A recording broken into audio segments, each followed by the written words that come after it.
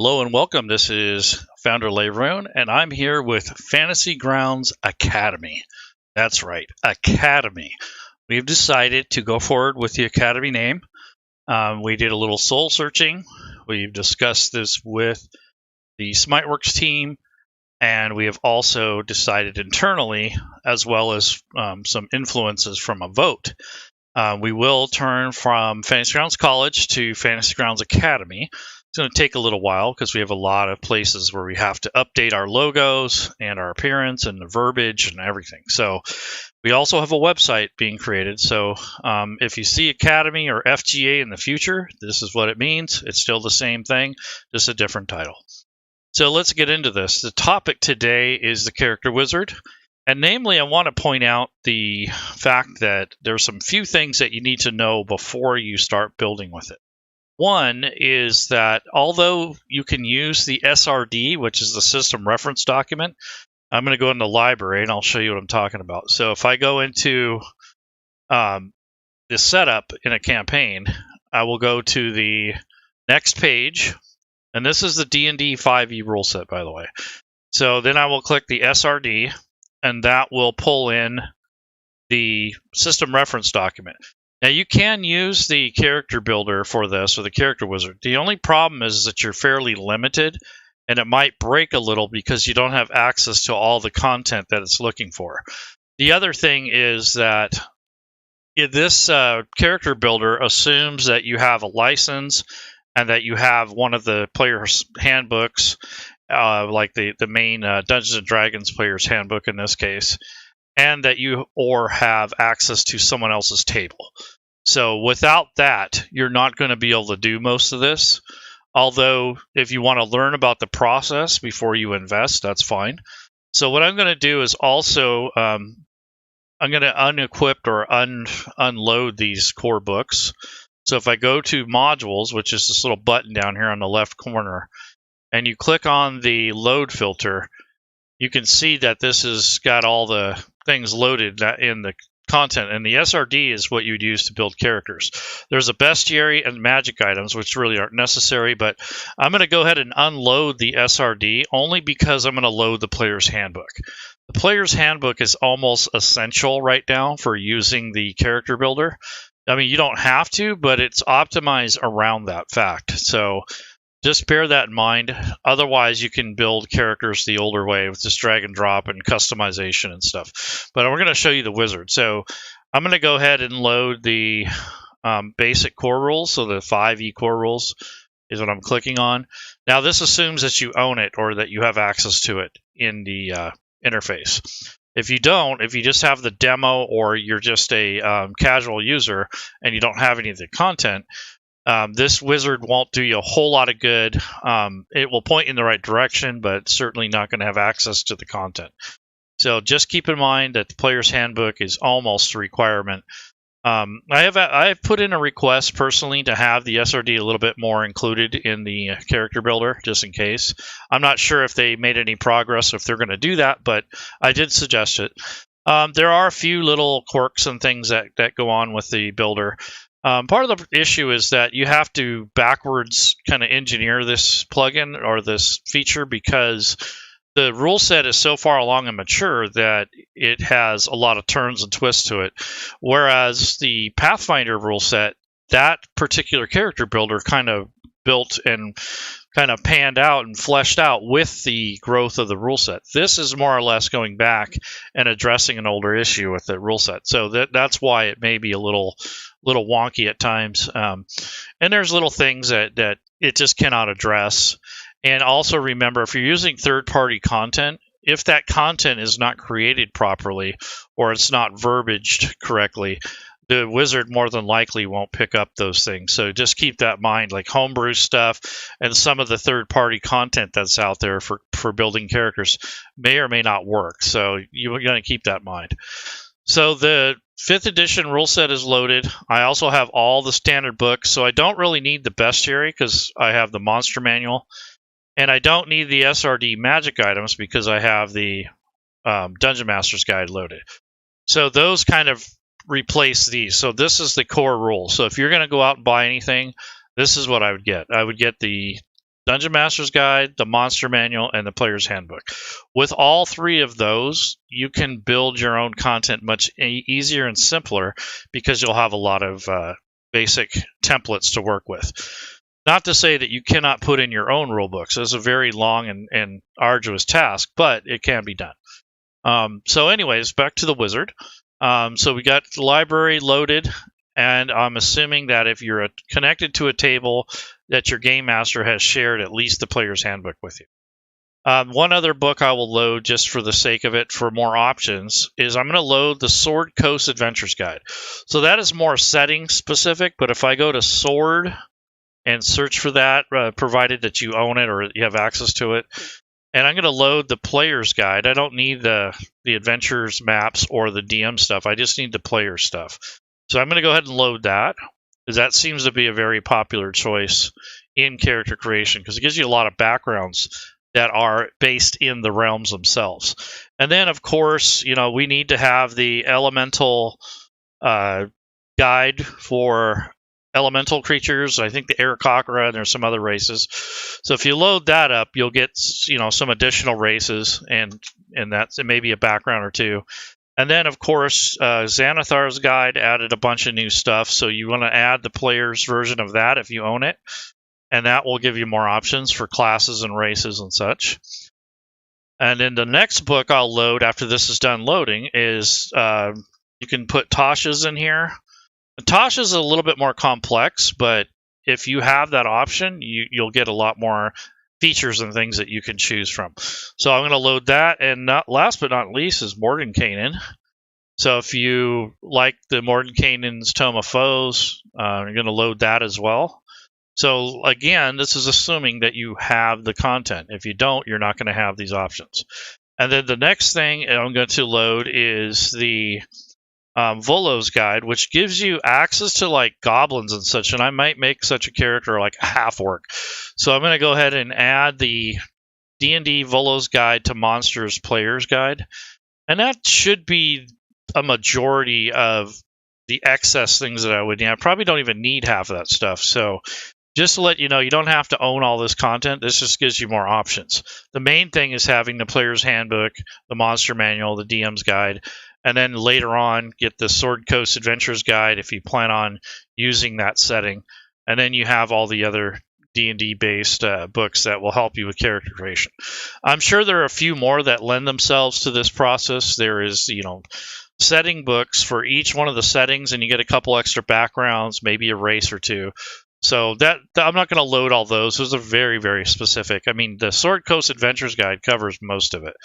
So I'm going to go ahead and leave it at that. I don't want to spend all day managing the library, but just want to let you know that that's where a lot of this stuff comes from.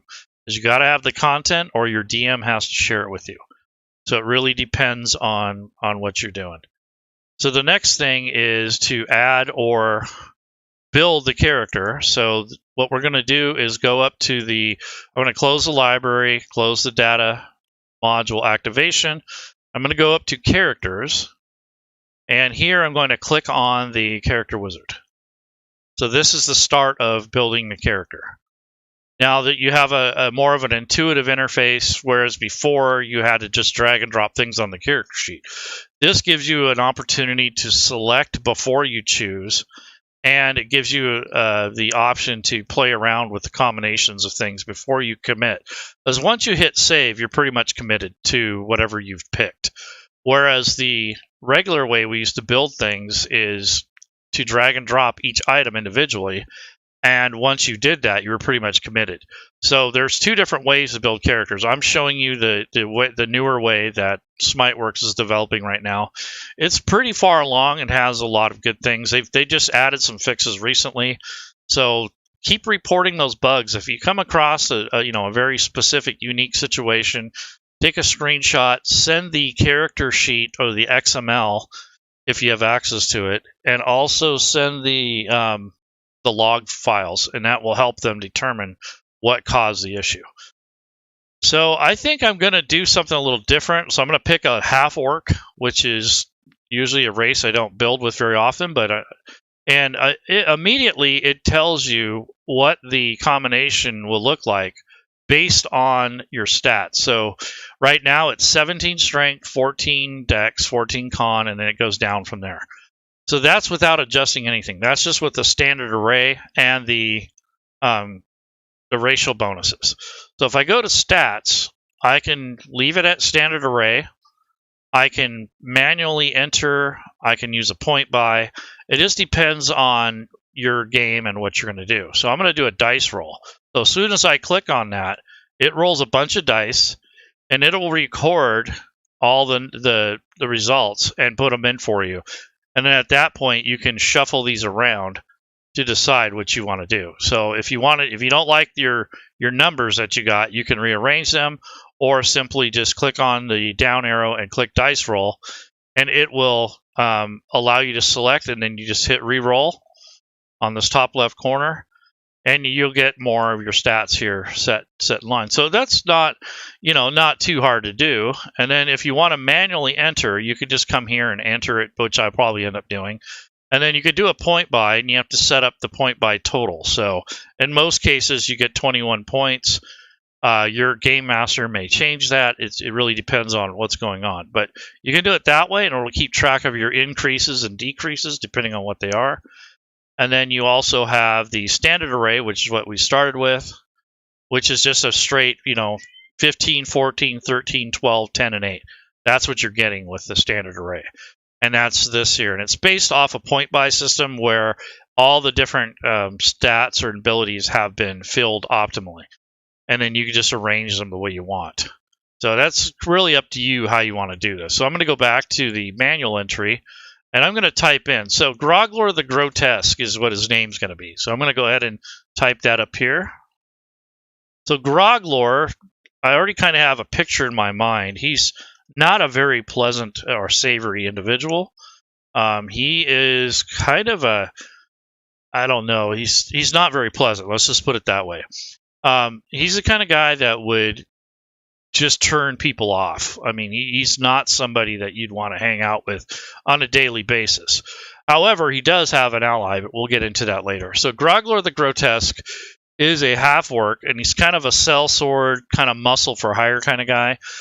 But he's also a highway robbery person. Like, he's stolen and beat up people and that sort of thing. So probably want to give him like intimidation, maybe some stealth. It just depends on how you want to play this character. But he's going to be a fighter, but I'm going to give him some stealthier things to do on top of his regular stuff. So I want to have strength, dex, and con are probably his biggest things. And then the rest of them will kind of just fall into place. So I'm going to start with 15. And that's basically where I want to put that stat.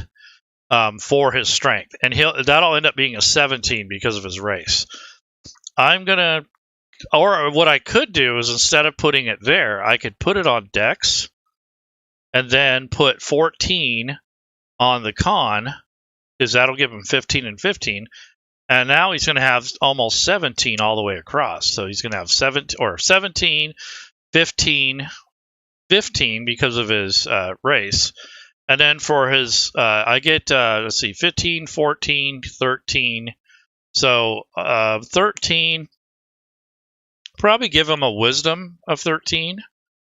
Intelligence, I'll leave at 8, and his charisma is going to be, or leave it at 10. His charisma is going to be 8. So that's basically how it's going to pan out. So he's got, his strength is 17, dex is 15, con is 15, 10 intelligence, 13 wisdom, and 8 charisma. So he's not very savory, doesn't look too great, and he's also not a very good leader.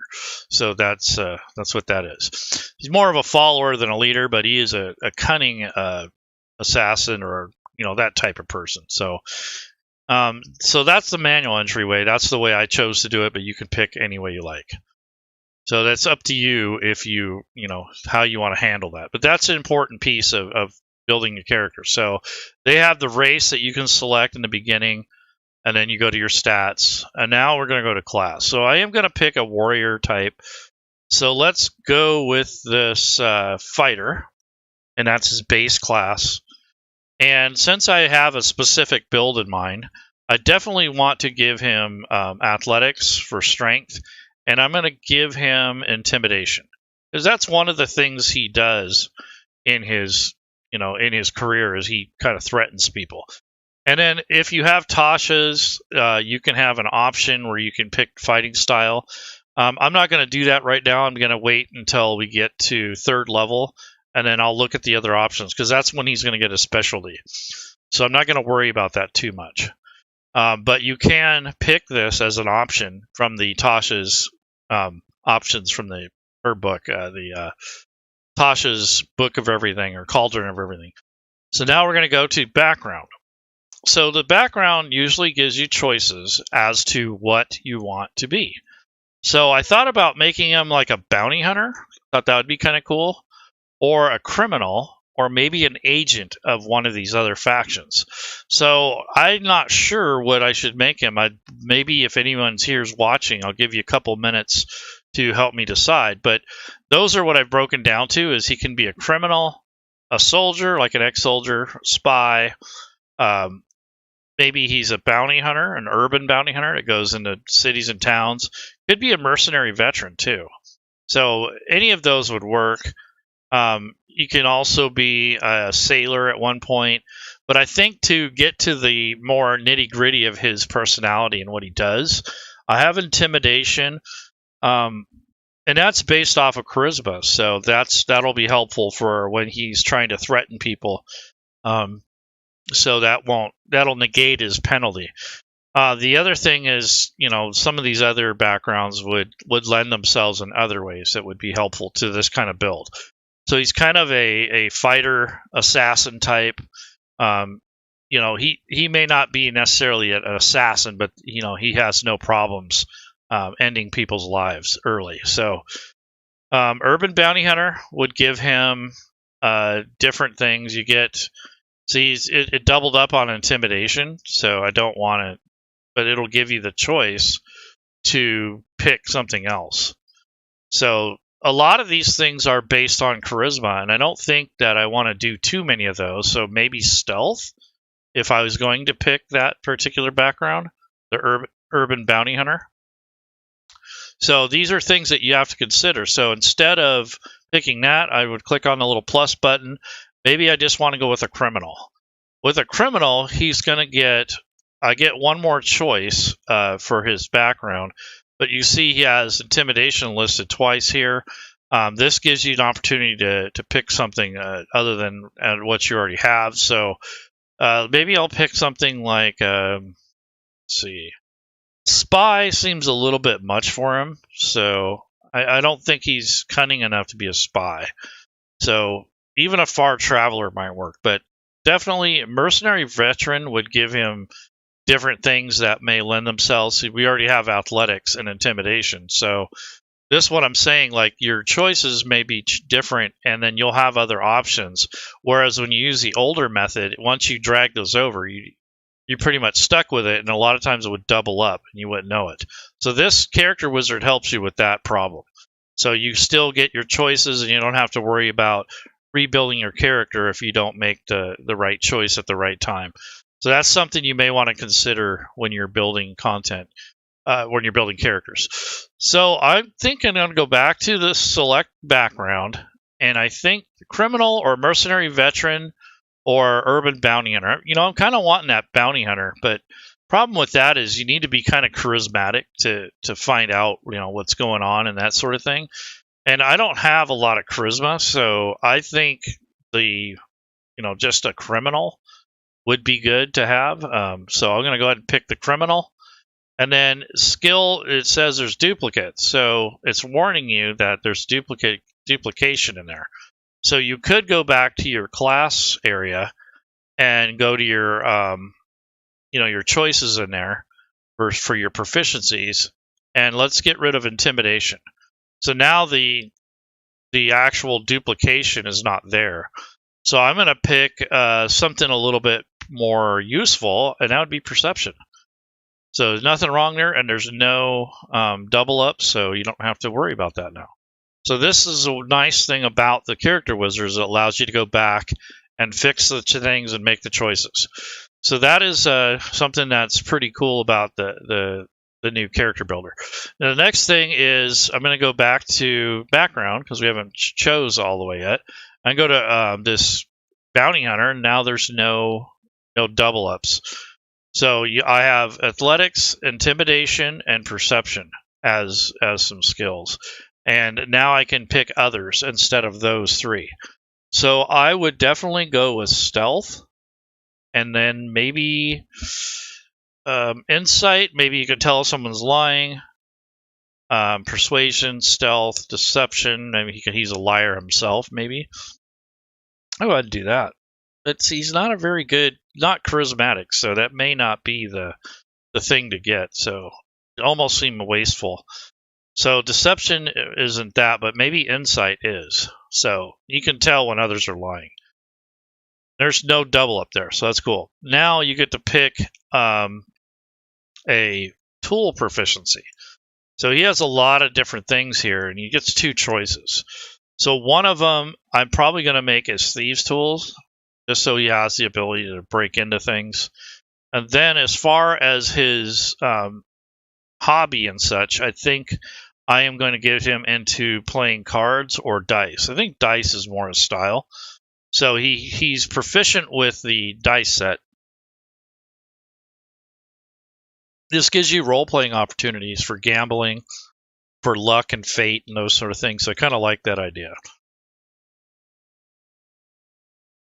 All right, so the next point is we're going to get into the inventory.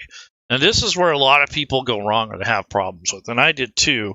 And it's still kind of wonky for me, but if you go to the inventory tab, what you're going to see are a couple different things. So you can reset all your equipment if you want. You can purchase equipment. And then down here are your choices for your background and your class. So normally what I do is it asks you, do you want chainmail or leather? So being that he's kind of more of a light adventurer, I might go with leather. But I would probably opt to get him studded leather instead. So I'm not going to pick that choice only because I'll pick it later when I get a chance. But those are your first class choices. So I think I'll pick leather and leave it at that, and then later on I'll swap it out because I'm going to bring him up to the next level. For the choice of number 2 would be your your main weapon. So I can see him just kind of being a longsword kind of guy. So it's versatile. You can use it one or two-handed. So that's a good choice there. Secondary weapon, probably light crossbow, so he can attack at range. And then for his class choices, he can have a Dungeoneer's pack or Explorer's pack. So I'm going to go ahead and pick the Explorer's pack. Now what this does is it sets up your basic inventory, and then you have to go in and purchase the equipment. So even when you select those, it doesn't actually put it on your sheet. And to be honest with you, the easier way to do this is to keep these expanded.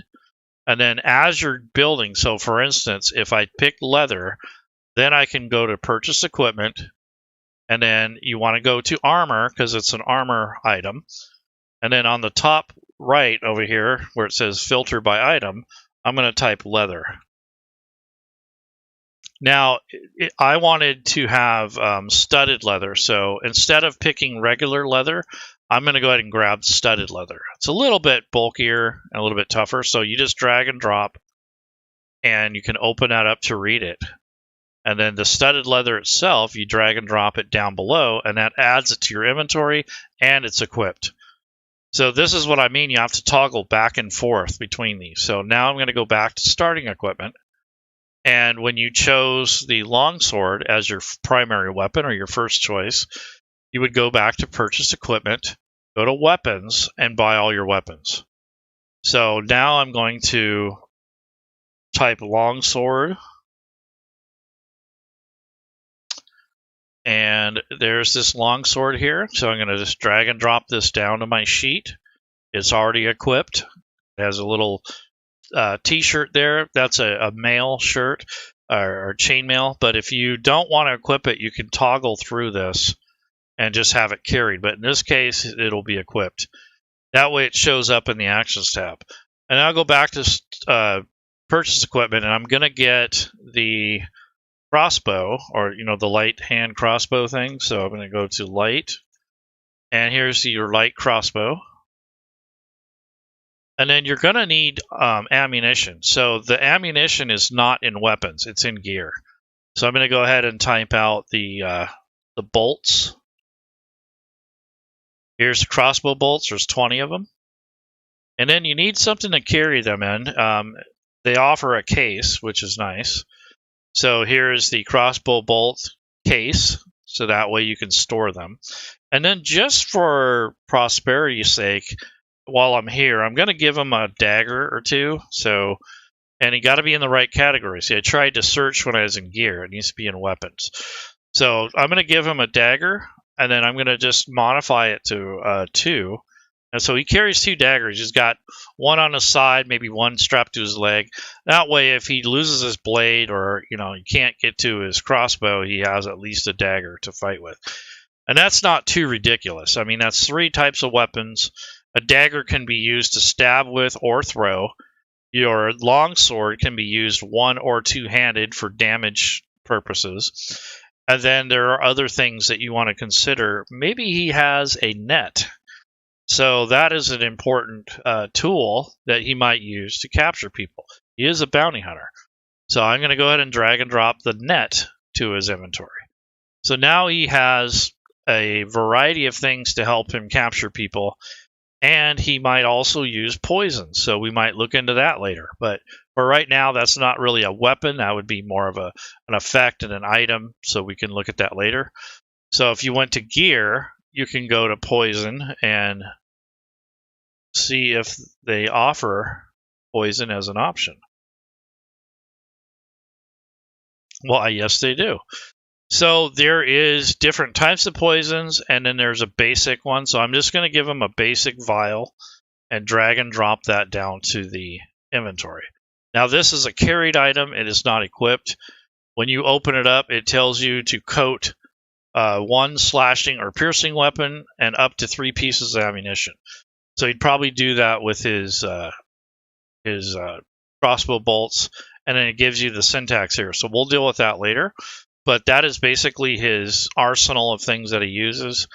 And, to be honest, he probably would use a whip or a handful of marbles or, just all kinds of weird equipment. But that's his starting equipment. And then I added some because I didn't want to have to come back here again.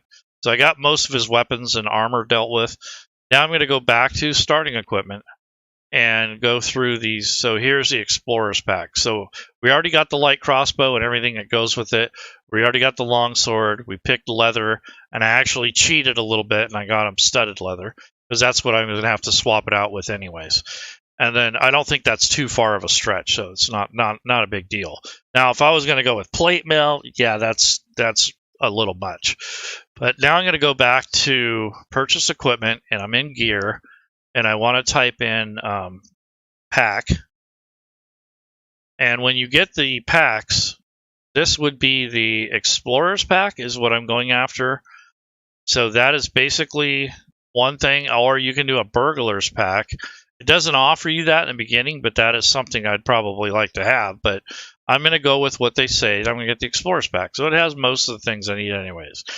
So I'll go ahead and grab the Explorer's Pack, drag and drop it into the inventory.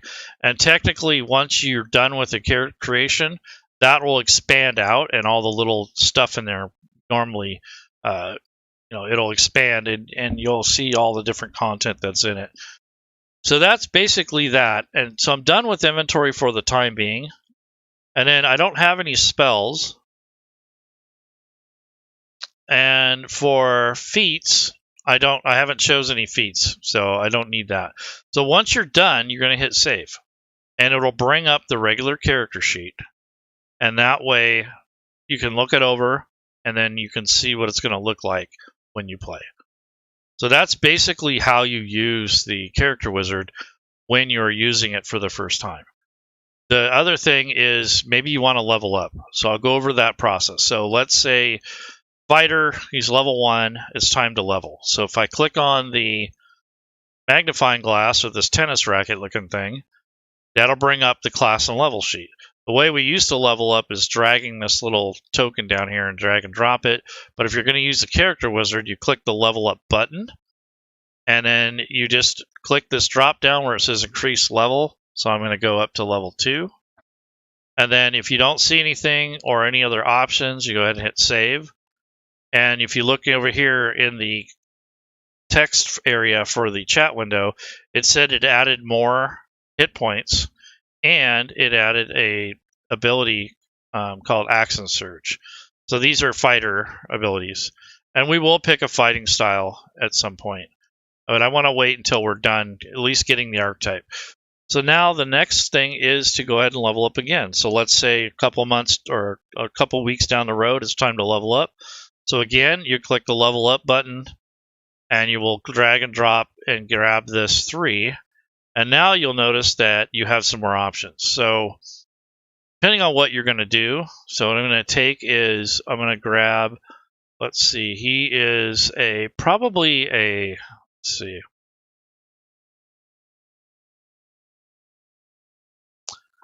a champion. Let's see, what does that do?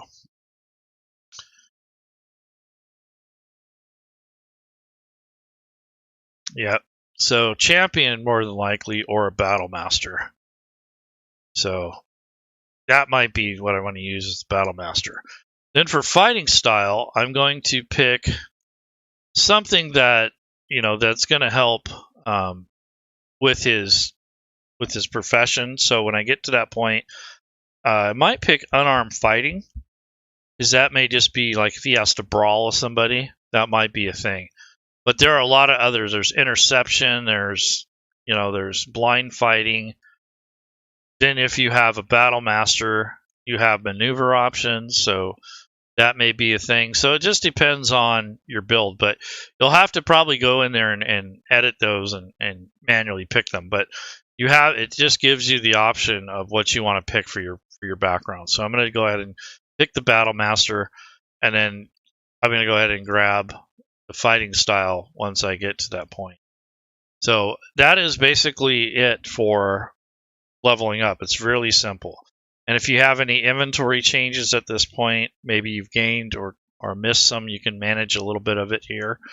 And you can, like I said, you can add your weapons and armor again. So maybe this time I want to grab a pouch because I forgot that.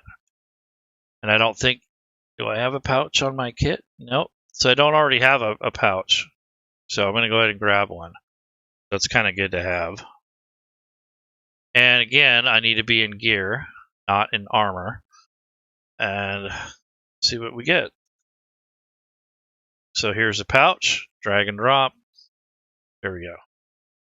So now it is on his inventory record, it looks like. Sure, I did that right. Yeah, for some reason it's being stubborn. Okay, so anyways, that is how that's done. So if you... Anyway, so I can give that to him later. If it doesn't add it right away, you can always save it and go into that way. So let's take a look, see if I did it right. So if you go to next, it will go through all these in order, kind of like it'll show you different things that you can add as you go. It also keeps track of the expenses, like 2 silver, 5 or 2 gold, 5 silver, and all the things that you purchase. So that's kind of helpful. And then for inventory, spells, like I said, he doesn't have it. Yeah, so that's something I want to compile and send to Smiteworks, because that's an error that they've been working on with us. Okay, next thing, I'm going to close that and hit save. And pretty much you're up to level 3. And then, like I said, you can take a look at your skills. You should have at least 4 or more. If you don't, then something wasn't right. For your abilities, this is where I would get the fighting style. I'm going to pick it. I can do either the optional ones, or I can do the ones from the standard ones. So maybe I will do, let's see. defense helps a lot. So I'm going to do defense because it adds that to your, to your overall armor class if you're wearing armor class. So I put a notation there, and then I'm going to this front area here under the magnifying glass, and I'm going to put a 1 here under miscellaneous. That will reflect that the fighting style change, or you can make an effect that does the same thing. So basically, you're going to have to do some of the things manually, but then some other things you won't. So he already has his languages. If I go to his inventory, I have 5 pouches, so it did work. So my apologies there. So I have 2 daggers, backpack. Yeah, so all that stuff is in there, and you want to make sure that your equipment is basically equipped. If you go to the actions tab, you're going to fill in your ammunition. So I got 20 crossbow bolts, 2 daggers, and a net. So those are basically what you're looking at for your inventory. And then if you don't equip your armor when you go to your main sheet, you'll notice a difference there. So you get 2 from the studded leather, 2 from dex. You gain the full dexterity bonus because you're not wearing heavy armor. And you get an extra bonus of +1 because of the defensive fighting style. And then you have your base of 10. So that's where all these numbers come from. And then your speed is listed here depending on your race and some other factors. So that's basically what you want to look at when you're building your character. I think I covered enough of the character wizard. The main thing is to keep looking at it and going through it methodically. Your equipment and background equipment and such is usually where people have problems. So when I go to level up, it is something that you definitely want to keep in mind when you're building your character. So if I level this character up again, and I go, I bring up the actual class and level area, I can click on the level up screen here, but before you do anything, you can look over the character sheet. One of the things I was saying is this inventory part can be confusing because you have things that that you're proficient with, and then there's things that you can buy. And I think it's easier if you pick your proficiency and then click the other button to buy stuff, because that's basically where it's going to change what you're going to add. And at this point, since you're past your getting your archetype, now it's just mainly going to give you the equipment, and you just have to filter it by the item type. So if you wanted to add a healing potion, you have to make sure you're in gear. And then I'm going to type the word heal. And I'm going to give them 1 potion of healing. So just drag and drop that onto the sheet and hit save. And I didn't really level up or anything. I just gave them an item. And then if you go to your inventory, it should be in here. So where's the potion of healing? I don't see that, but yeah, maybe I'm blind. But anyways, it's just a way for you to manage your character and to create it a little bit easier without making the initial commitments and mistakes. But once you hit that save button, you're pretty much committed. So I think I've rambled enough. I'll call it a day. Thanks for stopping by. And again, this is Founder Layron with Fantasy Grounds Academy. And we will be showing the logo soon enough. If you look on the overlay, there is an example of the actual logo on the bottom left corner. We haven't decided which ones we're going to go with, but we have different varieties. I just wanted to kind of show that a little bit. And later today, we might have some guests. And it looks like Windrunner is going to run a game for Satine Phoenix and her friends. And also, he's going to run a game for the Red Opera crew, which is Jameson Stone and his friends, and the Kickstarters that they have released in the last 4 or 5 months. So you want to check that out later. That's at 5 Eastern, and they will be playing live on Twitch for Chaotic Good Gaming. Windrunner is going to run that. He's managed the whole thing, and he's kept it organized. We're going to have possibly a show tonight, and about maybe with the Digital Dungeon Master, depending on what's going to happen today. And then we have a show with Rob 2E to wrap up the festivities today for the Founders Day 4. activities. So stick around for that. There might be some prizes, or there might be just us talking about Fantasy Grounds. So just come on by with that. That's on Rob 2E's Twitch channel tonight, and that'll be at 6 p.m. Eastern, or 6 p.m. Pacific time, 9 Eastern. So if you guys want to check that out, that's great. So I'll see you guys later, and I hope you have a good day. And I'm going to go get set up for Satine and Jameson. We'll talk to you later. Bye-bye, guys and girls. Bye-bye.